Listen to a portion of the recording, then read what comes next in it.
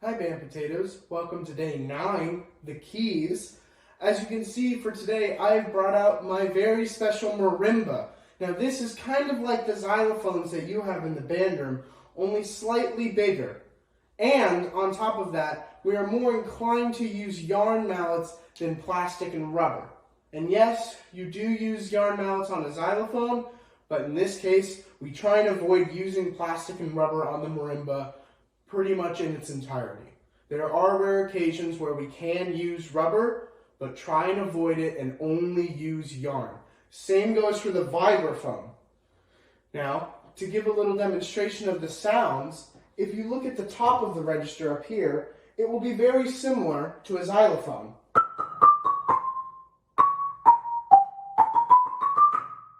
Very bright, brisk, and fresh, and perfect for very fast runs,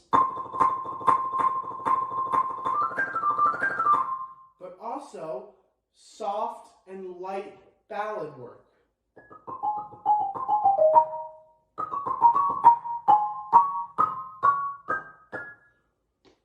Quite an instrument that has so many different options.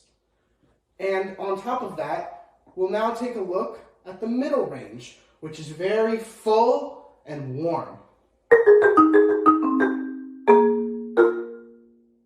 Again, perfect as well to play very quick runs.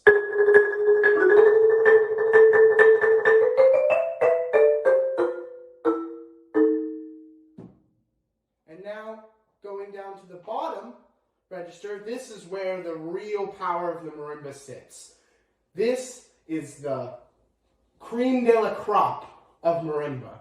This beautiful, beautiful dark tone that a marimba can give you is unlike any other instrument.